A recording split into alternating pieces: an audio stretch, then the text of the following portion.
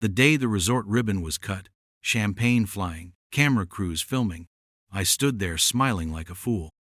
Not because I was proud of what the HOA built on my lake, but because in exactly 7 months, I was going to sell the whole place right out from under them, for hundreds of millions.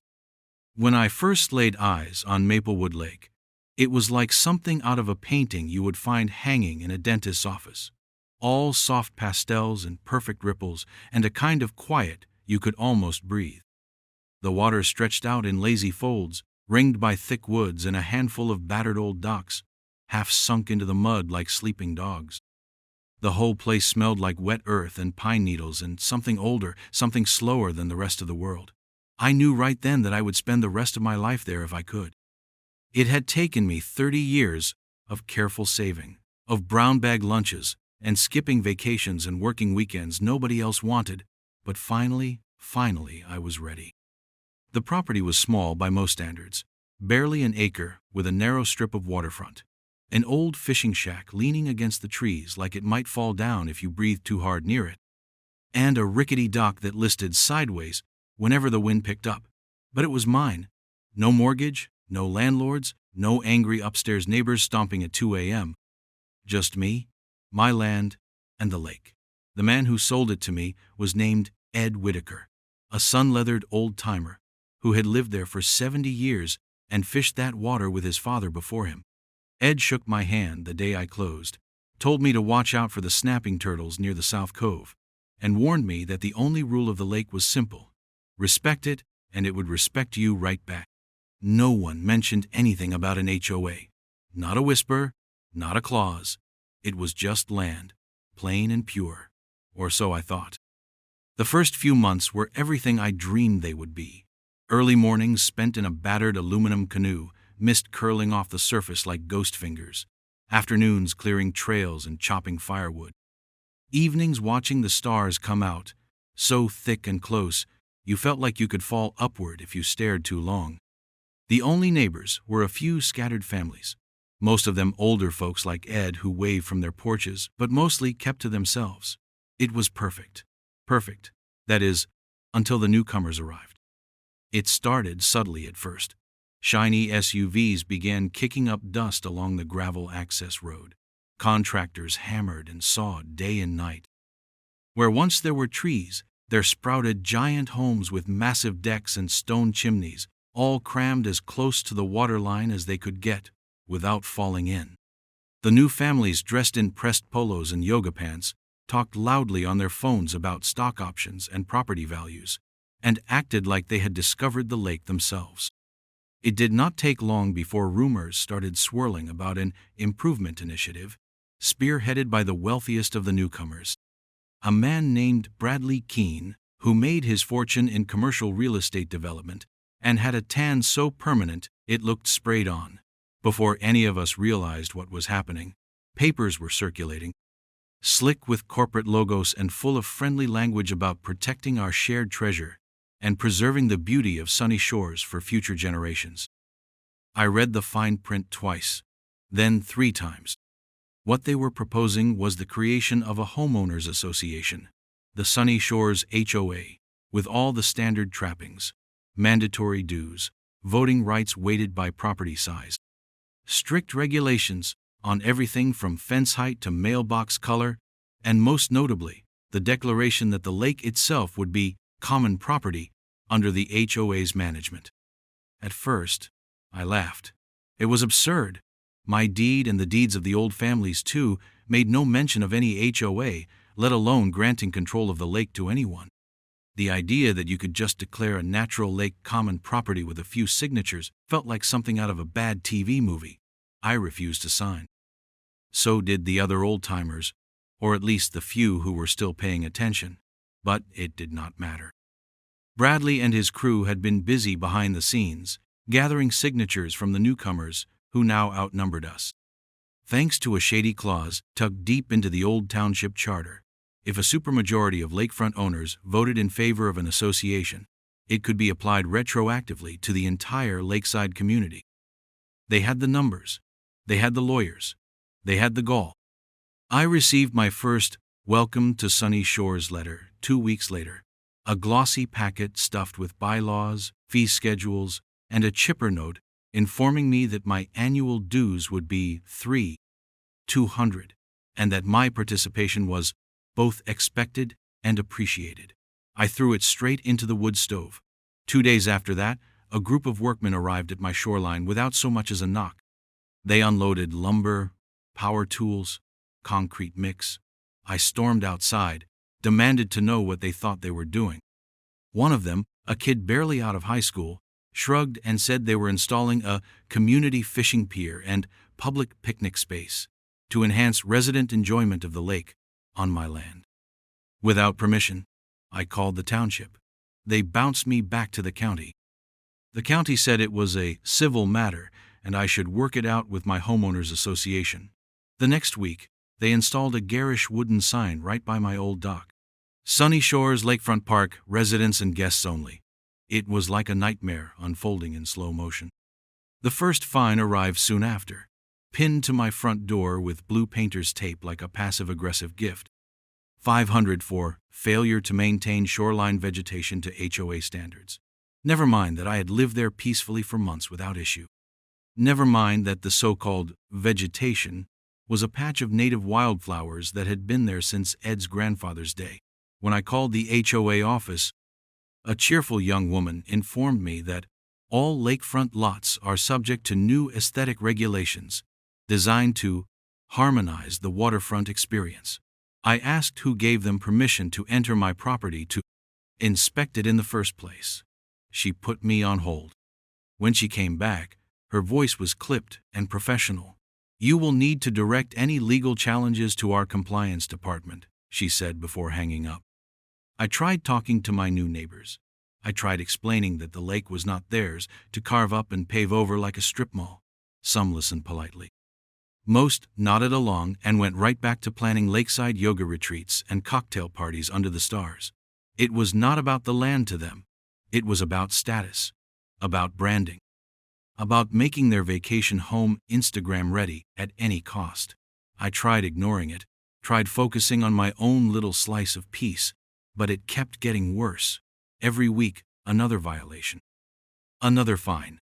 Another smug email reminding me that my continued non-compliance may result in escalated enforcement actions, including liens and legal remedies. Then, at the quarterly town hall meeting, Bradley Keene made his big announcement. Sunny Shores was not just building a community center, he said with the self-satisfied grin of a man revealing the final piece of his master plan.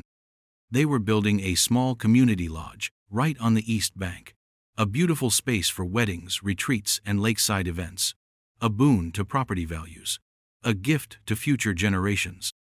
There was just one little catch. The site for the lodge was right next to my land, right next to my battered dock and my crumbling fishing shack, and my stubborn, unwelcome self. I sat there, hands folded, saying nothing. The crowd applauded. They oohed and azzed over architectural renderings, projected onto a giant screen, complete with rustic timber beams and stone fire pits, and a sprawling lawn that, judging by the scale, was going to eat up most of the East Bank shoreline. Nobody asked what it would do to the lake itself. Nobody asked who would pay for the new roads, the sewer upgrades, the endless stream of wedding guests driving up and down our tiny gravel lanes. And nobody asked how exactly the HOA had gotten away with claiming ownership of the shoreline at all. I realized, sitting there under the flickering fluorescent lights, that I was not going to win this battle with protests or angry emails, not with appeals to fairness or reason, no. If I was going to survive what was coming, I needed to play a different game entirely. So, I went home, dusted off my old filing cabinet, and started documenting every notice, every photograph of unauthorized construction, every fine, every email, every dropped piece of trash on my land. I took notes. I made copies. I learned everything I could about property law, easements, covenants, and public versus private waterways. I planted my feet in the mud and waited. Because if there was one thing I had learned over the years, it was that when the powerful get greedy, they almost always overreach. And when they do, all you have to do is be standing there with the right piece of paper at the right time to watch the whole empire fall. At first, I thought maybe I had misunderstood. Maybe when Bradley Keene announced the community lodge, I had let my cynicism get the better of me. Maybe it really would just be a rustic meeting hall, a place for the Sunday potlucks and charity bake sales they kept promising. I wanted to believe that. I really did. But the illusion shattered about 3 weeks after the town hall meeting, when the first earth movers rolled in and began carving great bleeding scars through the eastern bank. It started with a low rumble at dawn, the kind that rattled windows and woke you from the inside out. I shuffled onto my porch in my boots and bathrobe and watched in disbelief as massive orange machines tore through the trees like they were made of paper. Pines, oaks, maples, all ripped out by the roots, shoved into towering burn piles that smoked for days. The old trails were gone within the first week, replaced by churned mud and flagged stakes that marched right up to the edge of my property line. I tried calling the HOA office, but the lines rang to voicemail. I emailed. I even drove to the shiny new welcome center they had set up by the main road, where a perky receptionist smiled through 2 white teeth and told me to please direct all concerns to the Development Liaison Committee via written correspondence. It was like trying to talk to a brick wall wearing lipstick. By the second week, the drilling started. They had brought in pile drivers the size of small apartment buildings, pounding metal supports deep into the soil to anchor what I now learned would not just be a lodge, but a 3-story event center with a wraparound deck and seating for 500 guests. I could feel each impact shudder through my bones, rattling dishes in my cabinets and sending flocks of panicked geese shrieking across the lake. Debris began spilling onto my land, splintered lumber, fast food wrappers, beer cans, even the occasional hard hat. Crews stomped back and forth across my grass without so much as a glance in my direction. More than once, I caught strangers parking on my driveway to unload tools, and when I confronted them, they waved vaguely at the muddy expanse where the woods used to be and said they were with the project and had permission. Permission from whom? Certainly not from me. Every day brought a new insult. Bulldozers gouged deep trenches perilously close to my dock, sending muddy water sloshing across the foundation. Chainsaws buzzed from dawn to dusk, chewing through anything that dared to still be standing. One afternoon I came home to find a porta-potty planted square in the middle of my back lot, bright blue against the torn-up earth, like some kind of mocking monument. I moved it myself, dragging it to the edge of the construction zone, with a length of rope and a few choice words yelled into the wind. Within an hour, a bright orange violation notice was slapped onto my door. Unauthorized relocation of HOA property, $250 fine. I stared at the paper for a long moment, then crumpled it up and threw it into the trash can, so hard the lid popped off. The fines escalated after that. Failure to maintain construction debris to HOA aesthetic standards, $500. Non-compliance with noise abatement procedures, $300. Unauthorized obstruction of approved development activities, $750. It was laughable. It was Kafkaesque. The debris they were fining me for came from their own construction site, blown across my land by the endless wind that now whipped through the clear-cut wasteland they had created. I took pictures. Dozens, then hundreds. Piles of discarded concrete sacks collapsing into gray puddles on my shoreline. Torn plastic fencing flapping like wounded birds from the branches of my few remaining trees. Deep gouges in the mud where backhoes had swung wide and crunched across my property line like it was a minor inconvenience. I sent the pictures to the HOA, to the county, even to the local news station. No one answered. No one cared. I tried talking to Bradley directly once. It was a warm afternoon, the lake still enough to reflect the ugly steel skeleton of the new event center. I found him overseeing a group of contractors near what had once been a peaceful glen, now a cratered mess of rebar and churned earth. Bradley wore designer sunglasses and a polo shirt so bright it hurt to look at. I called out, trying to keep my voice steady, asking if we could have a word. He turned, flashed that politician's smile he always wore, and clapped me on the shoulder like we were old friends. "Hey, buddy," he said. "You should be grateful." This place is going to be the crown jewel of the county when we're done. Property values are going to skyrocket. You'll be able to sell that little shack of yours for a fortune." I stared at him, mouth open. "I don't want to sell," I said finally. His smile widened. "Everybody's got a price. You just haven't heard the right number yet." Then he turned away, barking orders at the workers like I was already forgotten. The propaganda campaign started around the same time. Glossy flyers appeared in mailboxes up and down the lake, full of photoshopped images of happy families kayaking on crystal-clear water and laughing couples clinking champagne glasses on manicured lawns. "Sunny Shores Resort, building a brighter future together," they blared in cheerful fonts. The local newspaper ran a glowing feature about the development, interviewing Bradley and a handful of his cronies about the economic benefits the resort would bring: new jobs, tourism revenue, increased property values. Not a single word about the damage done to the land, the loss of the woods, the destruction of the quiet that had made the lake special in the first place. And when they needed a villain for their story, they did not have to look far. Some anonymous source leaked a quote painting me as an obstructionist and a selfish holdout, someone who refuses to embrace progress for the good of the community. They never mentioned my name, but the implication was clear enough. Neighbors who used to wave now crossed the street to avoid me. Mothers pulled their children a little closer when I walked by. Even the old families, the ones I thought might understand, stayed silent, cowed by the tidal wave of money and momentum Bradley and his HOA machine had whipped up. I spent a few nights seriously considering giving up, packing a bag, selling the land for whatever scraps they would offer, and moving somewhere no one would ever find me again. But every time I thought about it, I remembered Ed Whitaker, standing in the dust outside the old shack, shaking my hand and telling me to respect the lake. I remembered the mornings in my canoe, the sun rising pink and gold over the mist, the loons calling across the water. And I remembered that this place had survived wars, droughts, fires, and fools far bigger than Bradley Keene. It would survive him too. I just needed to find a way to help it. So I called a lawyer, a real bulldog, the kind of man who wore suits 2 sizes too big and talked like every conversation was a cross-examination. His name was James Hawthorne, and after I dumped a folder of fines, photos, and documents onto his desk, he leaned back in his chair, steepled his fingers, and smiled like a man who just found a fresh bear trap.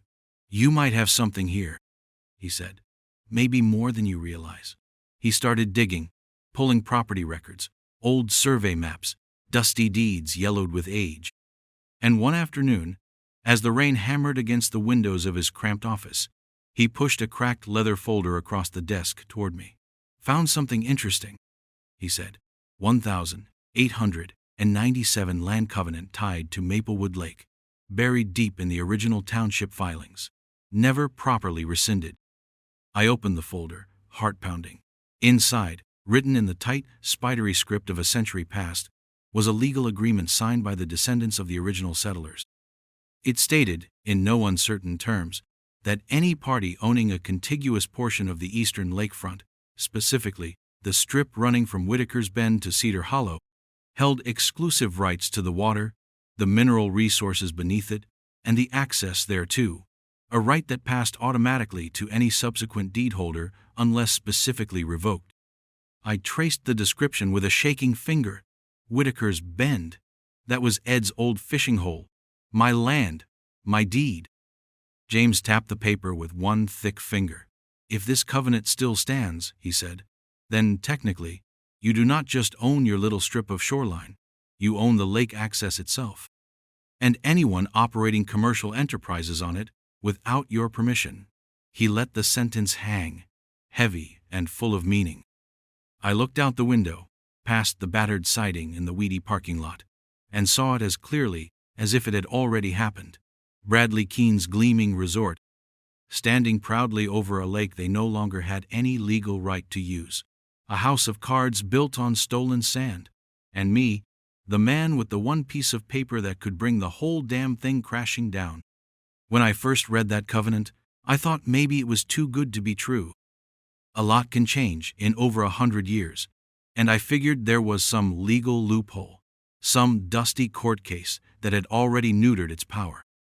But James Hawthorne was thorough, and over the next few weeks he dug into every record, every proceeding, every amendment and plat filing he could find. Each day I would get a terse email or a phone call from his office, a breadcrumb trail of confirmations that led, inevitably, to one staggering conclusion: the 1,897 covenant had never been revoked, never even properly contested. It still held full legal weight.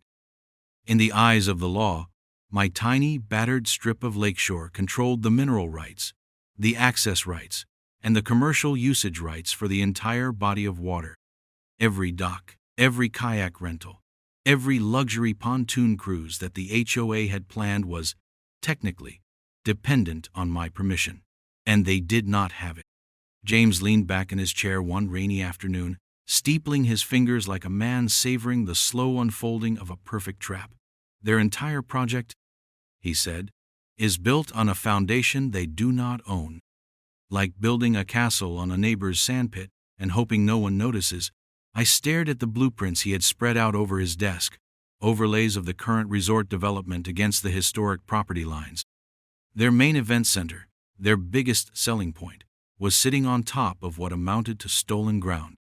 I could have marched into court right then, slapped them with a cease and desist, and brought the whole operation screeching to a halt. Part of me burned to do it, to watch the smug smiles wiped off their faces. But James held up a hand, stopping me before I could say the words. "Wait," he said. "Wait and let them finish." At first, it sounded crazy. Why let them pour millions more into a project that we could crush now? But James explained with the patience of a man laying out chess strategy to a half-drunk cousin at Thanksgiving. Right now they had sunk costs, big ones, sure, but manageable. Construction loans, development fees, marketing expenses. If we moved now, they might pivot, settle, find a workaround.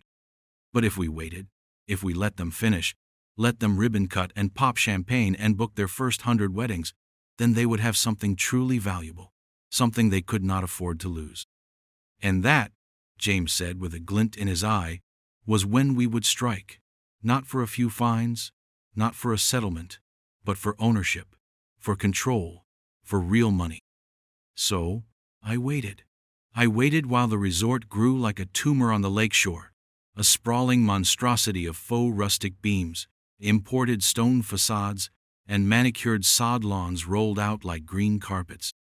I waited while the HOA sent out smug newsletters boasting about the upcoming grand opening of Sunny Shores Resort and Event Center, complete with ticketed wine tastings, private boat tours, and corporate retreat packages. I waited while they installed gas lamps along the shoreline, rebuilt the old dock into a glittering marina, and dredged the western cove to make way for a luxury swimming beach, complete with rentable cabanas. Every nail they hammered, every tree they felled, every glossy poster they printed was another strand in the web tightening around them. They thought they had won. Bradley Keene strutted around the lake like a king surveying his domain, hosting hard-hat tours for investors and county officials, smiling for the cameras with a cocktail in one hand and a vision in the other. The other board members preened and bragged at every neighborhood gathering, dropping hints about the inevitable property value surge and hinting that maybe, just maybe, the old-timers who had resisted might want to consider cashing out while prices were still climbing. I played my part well. I stayed quiet.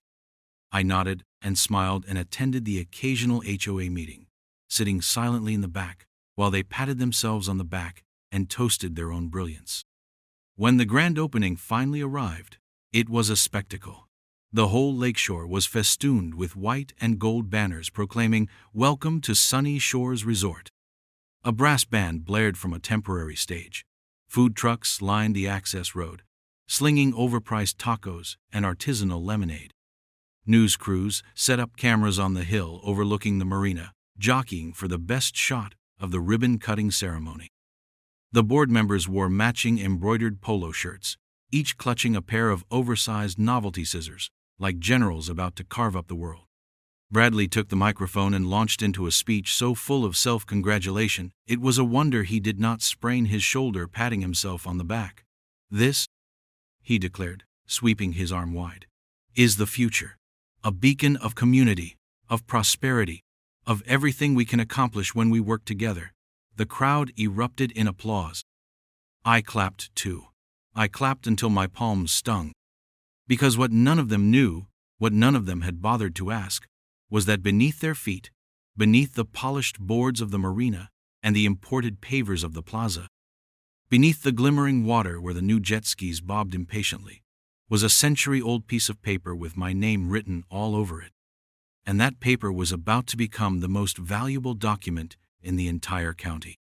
The legal filings were ready within a week. James worked with a team of property specialists, contract attorneys, and litigation experts to draft a package so airtight you could have sunk it to the bottom of the lake and it would still be dry a year later.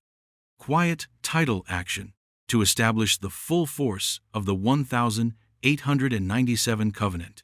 Injunctions against commercial usage without landowner consent. Challenges to every easement, every dock permit, every event license that depended on common access to the water. We filed them all at once, a coordinated barrage that hit the county clerk's office like a flash flood. Within days, word began to spread. The local paper ran a cautious article titled, "Legal Challenge Threatens Sunny Shores Development," quoting anonymous sources and worried homeowners. Then, the bigger outlets picked it up, and suddenly, every real estate investor in the region had their eyes glued to Maplewood Lake. That was when the offers started coming in. At first it was whispers, back-channel inquiries from law firms and shell companies trying to feel out whether I would consider selling my interest. Then came the real players, private equity groups specializing in distressed assets, regional hotel chains looking to expand, even a couple of national resort brands who smelled blood in the water. They understood what the HOA still refused to believe, that I controlled the lake. Without my consent, their glittering new resort was a dead mall waiting to happen, a ghost town before it even opened its books. I played it cool. I told James to hold off on answering anyone right away. Let the rumors swirl. Let the tension build. Let the price climb. Behind the scenes, a bidding war took shape, quiet but fierce, like sharks circling a wounded seal. Each week brought a new letter of intent, a new set of proposed terms, each one sweeter than the last. 7 figures became 8. 8 threatened to become 9. It was dizzying. It was intoxicating. It was terrifying. Meanwhile, the HOA blundered forward, blissfully unaware. They hosted their first lakeside wedding, complete with fireworks that scattered flocks of geese halfway to the next county. They threw a Taste of the Lake food festival that left my property coated in plastic cups and crushed paper plates. They launched boat rental services, yoga retreats, wine cruises, and a summer concert series featuring aging rock bands that shook the windows of my shack late into the night. And all the while, every dollar they made, every photo they posted, every review they solicited online was another nail in their own coffin, proof that they were operating a full-scale commercial enterprise on a lake they did not legally control. I kept my head down. I kept my mouth shut. I kept my camera ready, documenting every event, every unauthorized construction, every instance of trespass and environmental disruption. And when the time was right, when the offers hit a number so obscene I had to double-check it just to believe it, I nodded to James across his cluttered desk and said the words I had been waiting months to say. Sell it. Because sometimes the best revenge is not a dramatic courtroom scene or a righteous speech. Sometimes the best revenge is cashing a check so big it makes your hands shake and walking away while the empire built on your stolen land crumbles into dust behind you. The offer I finally accepted came from a national resort conglomerate, the kind whose properties had their own branded bathrobes and valet-only parking lots.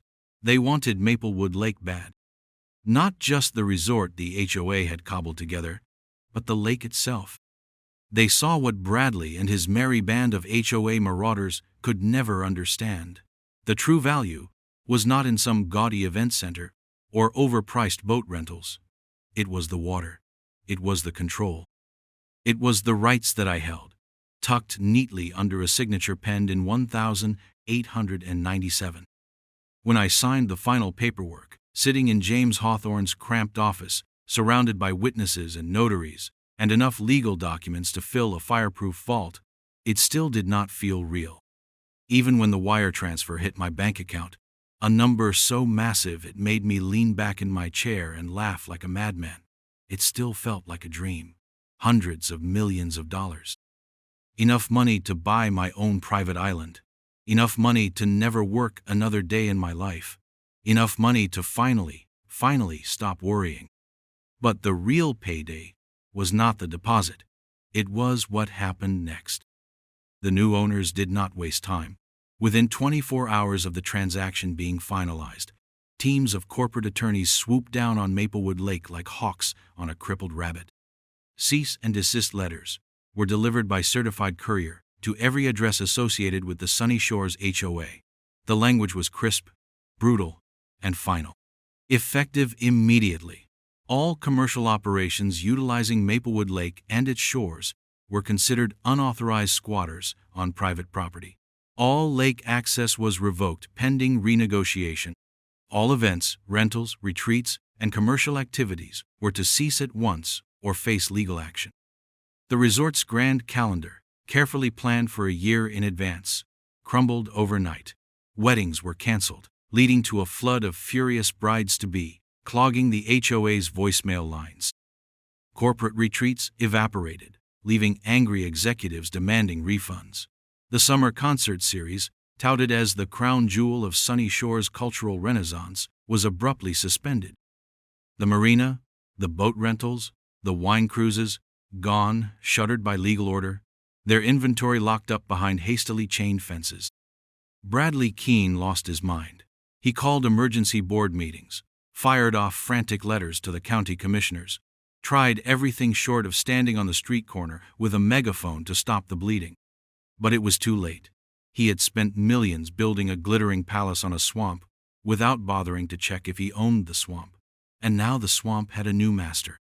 A master with deeper pockets, sharper lawyers, and no sentimental attachment to the vision of the community. Desperation breeds stupidity, and the HOA responded exactly as James predicted they would. They sued. Or at least, they tried to. The Sunny Shores HOA filed a lawsuit, claiming that the covenant was invalid, that the sale was fraudulent, that my ownership was illegitimate. They screamed to the heavens about malicious interference and unjust enrichment. It would have been hilarious if it were not so pathetic. Because in opening that door, they opened every other door they had tried so hard to keep closed. James countersued on behalf of the resort company, dragging into court every shady land deal, every backroom vote, every sketchy permit Bradley and his buddies had pushed through during the initial development. Depositions uncovered emails where board members joked about ramming through amendments without informing the full membership. Financial records showed HOA funds funneled into pet projects and sweetheart contracts awarded to friends and relatives.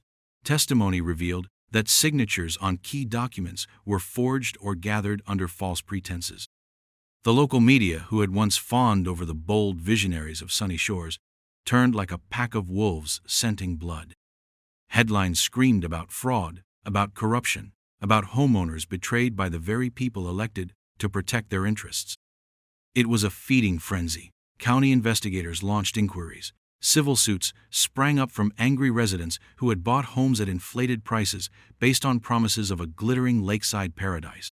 Real estate agents started refusing to list properties in the development, citing reputational concerns. Banks began refusing to finance mortgages within Sunny Shores, worried about the tangled mess of title claims and pending litigation.